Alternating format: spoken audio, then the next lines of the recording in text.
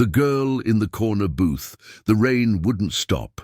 Sophie wiped the counter for the third time, her fingers numb from the cold. The late shift at the roadside diner dragged on like an old record playing the same note over and over. Outside, the storm lashed against the windows, and inside, the fluorescent lights buzzed softly. The booths were empty, save for one. A little girl sat curled up in the corner booth, drenched socks visible beneath the table, her pink raincoat zipped up to her chin, her arms wrapped tightly around a small, threadbare teddy bear. She hadn't ordered anything, just sat there, quiet, eyes watching the door every time it creaked open. Sophie had noticed her come in earlier, maybe an hour and a half ago, assuming a parent was behind her. But no one followed. And now, the reality started to sink in. She was alone. Sophie poured 2 cups of hot chocolate, one for herself and one for the girl, and walked over. "Hey there," she said softly, placing the mug on the table. "You look like you could use something warm." The girl's eyes lifted, large, glassy. No thank you, no words at all, just a small nod. She held the warm mug in both hands, letting the steam curl up to her chin. "What's your name?" Sophie asked. The girl hesitated, her voice nearly a whisper. "Emily. That's a beautiful name. I'm Sophie." She didn't smile. She just stared back down at her drink, shoulders rising and falling with each shaky breath. Sophie crouched to her level, concern tightening in her chest. "Emily, are you waiting for someone? Your mom? Your dad?" There was a pause. Then Emily's voice cracked as she said, "My dad said he'd be right back. He told me to wait here." Sophie's stomach dropped. Something was very wrong. A wave of protectiveness swept over her. "When did he leave?" Emily shrugged. "Before it got dark. It had been dark for hours." Sophie stood and glanced around the diner. Jerry, the cook, looked up from the kitchen pass, raising an eyebrow. Sophie motioned him over with a subtle wave. "She's alone," Sophie whispered once he came close. "She says her dad left her hours ago." Jerry wiped his hands on his apron. "Call the sheriff. We can't just wait this out." Sophie hesitated, looking back at the fragile child. "Yeah, but maybe she just got separated. Maybe he's looking for her." Jerry gave her a look. "She's not lost. She's been dropped." The words chilled her. Sophie nodded slowly and reached for the diner's phone behind the counter. While she waited for the local sheriff's department to pick up, she watched Emily from a distance. The girl wasn't crying. She wasn't panicking. That scared Sophie more than anything. She looked like she had waited alone before. "Sheriff Dalton's office," a voice answered. Sophie explained the situation quickly. An officer was on their way. She returned to the booth and sat across from Emily. "The police are coming, okay? Just to help. No one's in trouble." Emily nodded faintly. "Will they find my daddy?" Sophie's throat tightened. "They'll do their best." Minutes passed. The storm eased slightly, but the tension inside the diner only grew. The door finally opened with a gust of cold wind, and in walked a tall man in uniform, Sheriff Dalton himself. Sophie stood quickly. "She's right there." Dalton nodded and walked to the booth, crouching beside Emily. His voice was calm, practiced, reassuring. "Hi there, I'm Sheriff Dalton. Can I ask you a few questions?" Emily looked up at him with wide eyes. "I didn't do anything wrong." "Of course not," Dalton said gently. "We just want to help you." He asked for her full name, her father's name, where she lived. Emily's answers were scattered, confused. She didn't seem to know much beyond her first name and that her dad drove a black car. No last name, no address.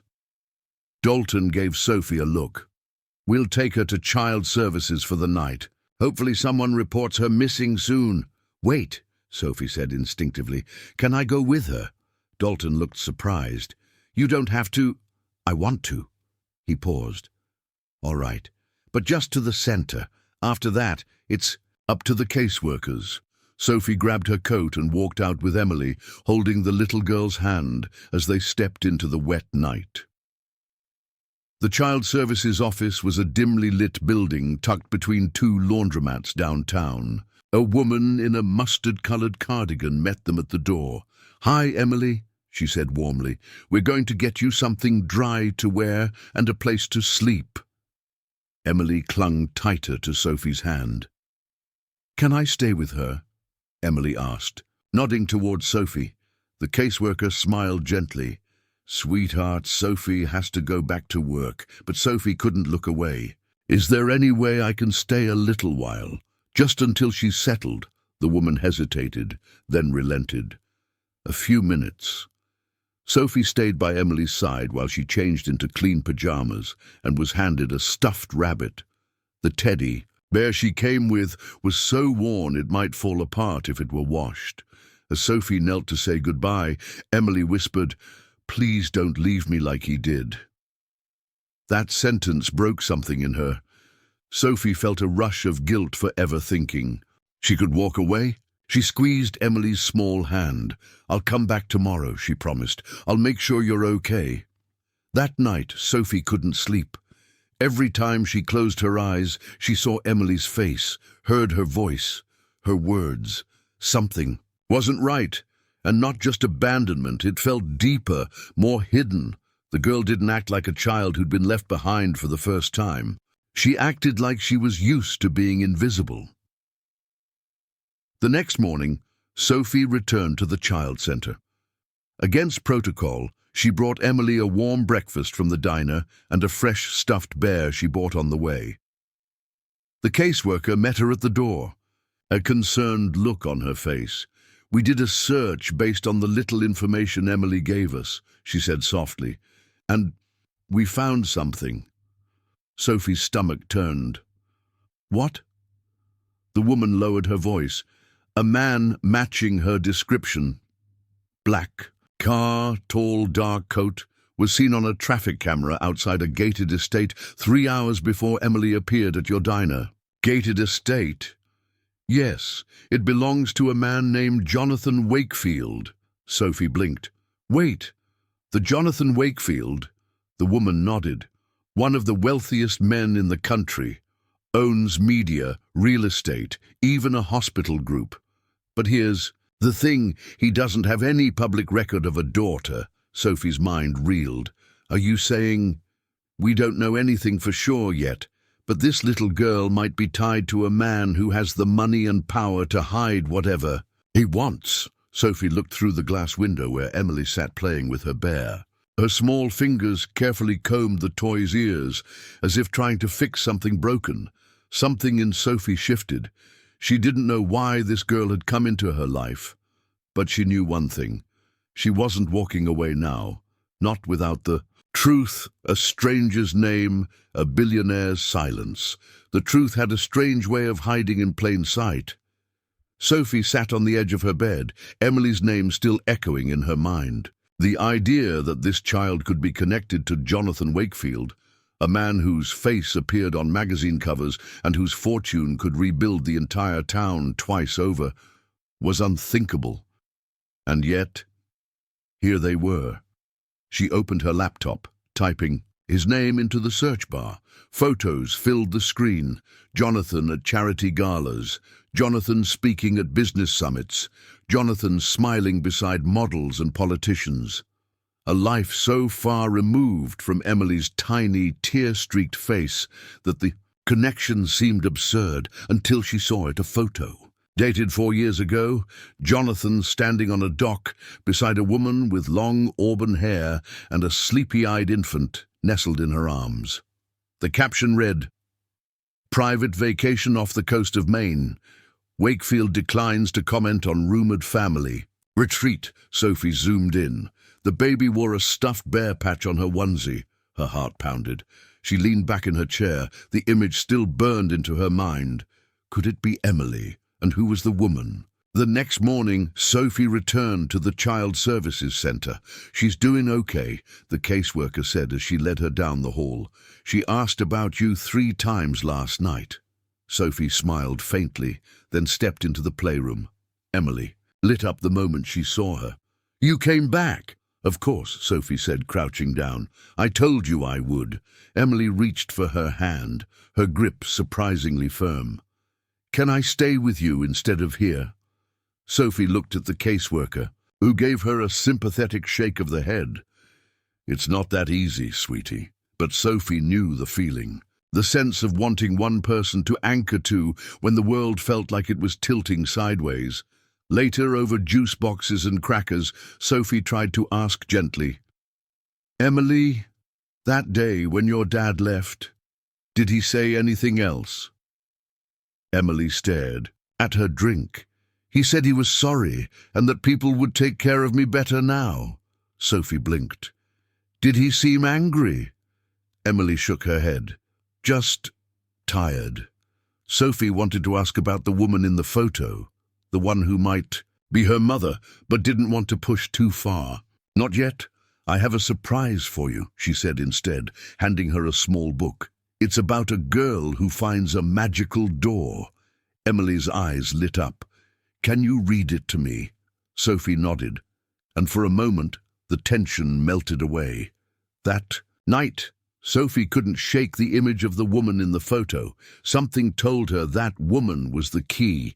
She called her friend Ryan, a local journalist with a stubborn nose for scandal. I need a favor, she said, after explaining the situation. Can you dig into Wakefield's past, specifically any connection to a woman with red hair, possibly from Maine, about 4 or 5 years ago? You know how powerful he is, right? Ryan asked. Guys like Wakefield don't leave trails. But they leave rumors, Sophie said. That's all I need to start. Ryan sighed. All right, give me 48 hours. 2 days later, Ryan showed up at the diner during Sophie's break. He dropped a folder onto the counter. You didn't get this from me. Sophie opened it slowly. Inside were screenshots, records, even flight logs. Her name was Lena Caro, Ryan said, lowering his voice. Former interior designer, used to work for one of Wakefield's estate projects. Quiet, off-the-record relationship. She vanished 4 years ago. No death record. No social posts since. It's like she was erased. Sophie felt a chill. You think Wakefield? I think billionaires don't like secrets leaking, Ryan interrupted. But here's the twist. 2 months after Lena disappeared, Wakefield donated $2 million to a private women's shelter in Boston. Guilt money, Sophie murmured. Or hush money. Sophie stared at a grainy photo in the file, Lena outside a clinic, visibly pregnant. She was pregnant, Sophie whispered. That has to be Emily. Ryan nodded grimly. If that girl is his daughter, he's gone to great lengths to hide it. Sophie returned to the center that evening, her head spinning with what she'd learned. As she walked down the hallway, she noticed 2 unfamiliar men in dark suits speaking with the director. She froze. One of them caught sight of her and subtly nodded. Sophie's heart thumped. They were here for Emily. She ducked back around the corner and waited until the men left. Then she rushed inside. Who were they? She asked the director. The woman hesitated. Private legal representatives. They claimed to represent a family member of the child. Sophie's stomach twisted. Who? They wouldn't say, just that they were making arrangements for temporary custody. Without even seeing Emily? Sophie asked. That's not normal, the director agreed. It's unusual, but with high-profile cases, sometimes things get complicated. Sophie looked through the window. Emily was sitting alone again, flipping pages of the book they read together. She's not safe here, Sophie whispered. The director looked at her. You care about this girl, I can see that, but we have to follow procedure. Procedure doesn't protect kids from powerful people, Sophie snapped, then immediately softened. Please, just give me a little time. Let me try to reach out to someone who can speak up for her. The director hesitated, then nodded. 1 day, that's all I can give you. Sophie called Ryan again. We need a lawyer, she said. Someone who's not afraid of big names. I know a woman named Aisha Feldman, he said. Family law specialist. She's tough as hell. I'll set it up. Sophie met Aisha the next morning in a small cafe. You're not her relative, Aisha said, looking over the notes. That's a problem. But if the father is Wakefield and he abandoned her, that's a bigger one. For him. Can you stop them from taking her? Sophie asked. Aisha nodded slowly. Temporarily, but we need evidence. Sophie handed her the photo of Lena, the flight logs, and the shelter donation record. This is a start, Aisha said, eyes sharpening. But we need DNA, something irrefutable. Sophie thought for a second. What if Emily has something? Of his? A letter, a shirt, anything? It would help, but we can also try something more direct. That afternoon, Aisha contacted Wakefield's attorneys, requesting a paternity test. By evening, the story had started to leak online. Mystery child linked to tech tycoon. Headlines flashed across feeds. Wakefield's team immediately issued a denial, but Sophie knew better. She returned to the center again that night, this time with Aisha beside her. In the playroom, Emily looked up, wide-eyed. "Are they going to take me?" she asked quietly. Sophie knelt beside her. "Not if we can help it." Emily looked between them. "Can I tell you a secret?" Sophie nodded. "Of course." The girl reached into the pocket of her old coat and pulled out a small gold cufflink, engraved with the letter W. "My daddy dropped it when he hugged me goodbye," she said. "I kept it so I wouldn't forget him." Sophie looked at Aisha, eyes wide. "This is it," Aisha whispered. "This can prove everything." Just as they were leaving, a black car pulled up outside. A man stepped out, tall, composed, familiar. It was Jonathan Wakefield. He entered the building like he owned. The hallway went silent. Sophie stepped forward. "She's a child, not a liability." Wakefield didn't respond. His eyes scanned past her, locking onto the playroom. Emily looked up and froze. "Daddy?" she said, voice barely above a whisper. Wakefield's jaw clenched. "You weren't supposed to be here," he muttered. And for the first time, Sophie saw it, not a billionaire, not a mogul, but a man drowning in secrets, the mother's vanishing and the lies that followed. For a moment, no one in the room breathed.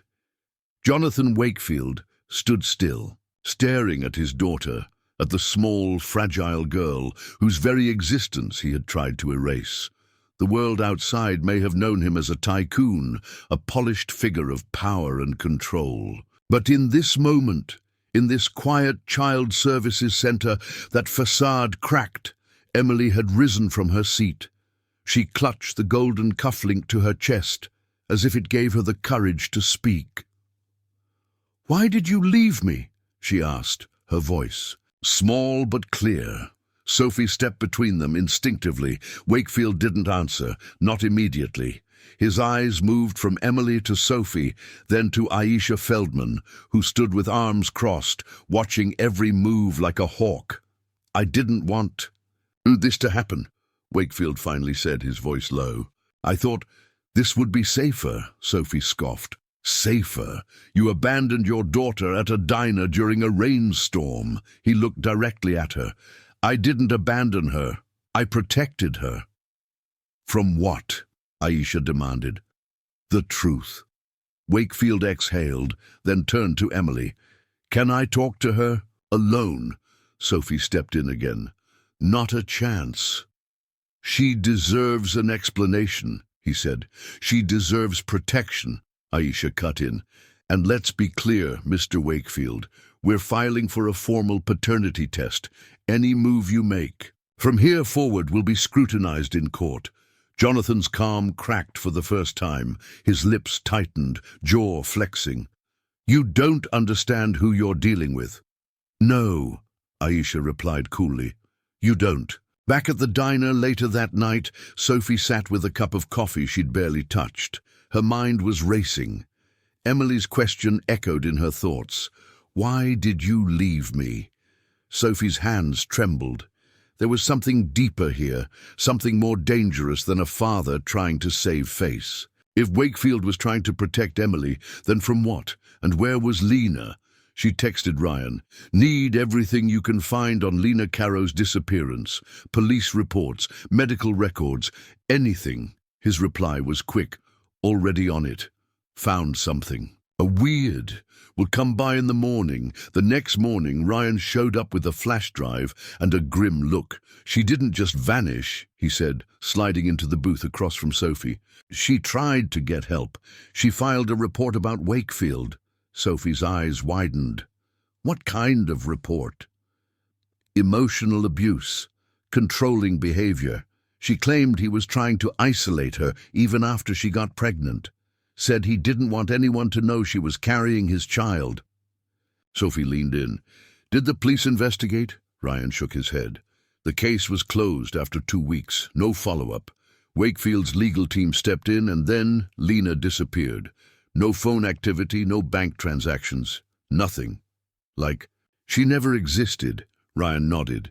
"There's more. She had a private email account, one that pinged just once, 6 months after she vanished. The message was blank, no recipient, just a subject line, 'She's not safe.'" Sophie's blood ran cold. "You think she was talking about Emily?" "I think she tried to get her out, and something went wrong." Back at the child center, Sophie found Emily sitting on the floor, drawing quietly. The picture she was working on sent a jolt through Sophie. It was of a woman. Long red hair, a soft smile, and behind her, a tall, dark figure, barely drawn. Just a silhouette. "Is this your mom?" Sophie asked gently. Emily nodded. "She used to sing to me before bed. Then one day, she was just gone." "Did your dad ever tell you what happened to her?" Emily's face fell. "He said she got sick, but I don't think that's true." Sophie knelt beside her. "Why not?" Emily's voice was quiet. "Because..." He looked scared when he said it. Sophie reached for her hand. "We're going to find out the truth, okay? I promise." Later that afternoon, Aisha called with news. "We have a match. DNA test confirms Jonathan Wakefield is Emily's biological father." Sophie felt relief, then dread. "What does that mean for custody?" "It means we have a case for abandonment," Aisha said. "But here's the problem. Wakefield just filed a motion. He wants full custody. He claims you manipulated the child against him." Sophie's heart sank. "That's not true." "I know, but he has influence. We need something that can counter that." "There's more to this," Sophie said. "The mother, Lena, she tried to get help. She warned someone Emily wasn't safe. If we can prove Wakefield covered that up, or worse, he could lose everything." Ryan tracked down the retired officer who originally handled Lena's report, a man named Fred Wilkins, living 2 towns over. Sophie and Ryan drove out to see him. "Lena Caro," Sophie said as they sat on the man's porch. "You handled her case 4 years ago." Fred looked tired. "She was scared out of her mind. Said Wakefield had threatened to take her baby if she talked to anyone. I wrote it all down. But then the file disappeared. I was reassigned a week later." "Do you remember anything else?" Ryan asked. Fred hesitated. "She told me one thing I'll never forget. Said if anything happened to her, the baby would be the next to vanish." Sophie leaned forward. "Would you testify to that?" He looked at her, long and hard, then nodded. "Yes. Someone needs to speak the truth." Back in town, the legal battle began. Media had caught wind of the story, and headlines were everywhere. Mogul's secret daughter, Sparks' custody fight, Waitress battles Billionaire for abandoned child. Wakefield's team spun the narrative. Unstable mother, kind-hearted father, misjudged by strangers. But Sophie and Aisha had something stronger, proof.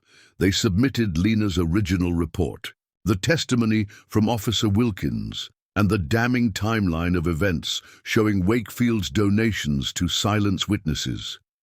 Public opinion began to shift. And Emily? She clung to Sophie like a lifeline. "I don't want to live in a big house," she said one night. I want pancakes and bedtime stories, and you." Sophie smiled through her tears. "That's all I want too." Then, the biggest twist yet. A letter arrived. No return address, no signature, just typed words on cream-colored paper. "You don't know me, but I know about Lena. I know what happened that night. She's not dead. She's in hiding because Jonathan Wakefield forced her to disappear. If you want proof, come alone to the old lighthouse near Eastridge Bay. Tomorrow, midnight. Tell no one. For her safety." Sophie read it twice. Her hands trembled. "She's alive. Midnight at Eastridge Bay. The truth behind the billionaire's walls." The clock struck 11 as Sophie parked her car near the weathered lighthouse overlooking Eastridge Bay. The salty wind whipped around her, carrying the sharp scent of the sea. Shadows from the full moon stretched across the rocky shore, and every creak of the old wooden structure sounded amplified in the quiet night. She clutched the mysterious letter in her pocket, its words burning like a secret promise. Come, alone, midnight for her safety. Alone, Sophie's heart hammered, but she knew this was the moment to uncover the truth, for Emily, for Lena, and for herself. She checked her phone. No missed calls, no texts, no sign she'd been followed.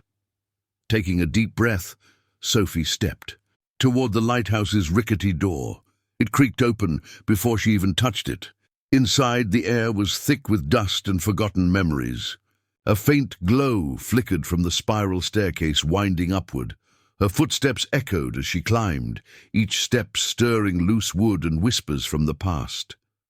At the top, a dim light revealed a figure waiting, a woman with fiery auburn hair and eyes full of wary hope. Lena. Lena's voice was barely a whisper. "You came." Sophie blinked back tears. "I had to." They embraced, a quiet moment heavy with years of pain and fear. "How?" Sophie asked. "How did you disappear? Why?" "Hide?"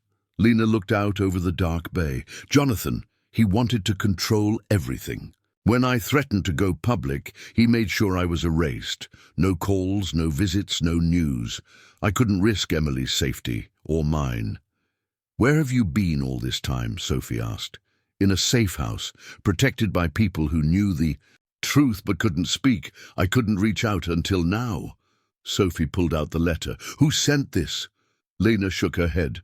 "A friend from back then, someone who wanted the truth out." The two women talked for hours, the storm outside fading into the distance as years of silence spilled into the room. Lena revealed a hidden side of Jonathan Wakefield, one fueled by fear of exposure, ruthless enough to silence the woman he once loved and the daughter he denied. She described Emily's birth as the moment everything changed. Jonathan's cold refusal to acknowledge the child, his threats, the endless legal and financial barriers designed to keep her invisible. But Lena's strongest emotion was love and hope. Emily deserves to know she's not a secret. Back at the Child Services Center, Sophie and Aisha prepared to confront Wakefield in court with the new evidence. The public had grown restless, hunger for truth growing louder by the day. The hearing was tense. Jonathan's team fought tooth and nail, trying to discredit Lena's testimony and Sophie's involvement, but the tide turned when Sophie stepped forward, not as a waitress, but as a witness to Emily's strength and humanity. "Emily is not an asset to be hidden or a secret to be buried," Sophie said, voice steady. "She is a child, a person with a right to love, to safety, and to the truth." The judge listened, then ruled. Custody was granted to Emily's legal guardianship under Child Services with a mandate for supervised visitation with Jonathan, pending his willingness to participate in counseling and acceptance of responsibility. It wasn't perfect, but it was justice, a chance for healing. Weeks later, Emily sat at Sophie's kitchen table, coloring a picture of a bright, sunny day. Sophie watched her, smiling, as the child hummed softly. Jonathan had reached out, awkward and tentative, wanting to build a relationship. Lena was beginning to rebuild her life, finally free from the shadows. Sophie knew the road ahead would be difficult, but hope had finally broken through. The lesson: this story isn't just about wealth or power, it's about the courage it takes to stand for what's right. When the world tries to silence you, it's about the invisible battles fought by the most vulnerable, and above all, it's about the resilience of the human spirit, how love, truth, and kindness can light the darkest paths. The end.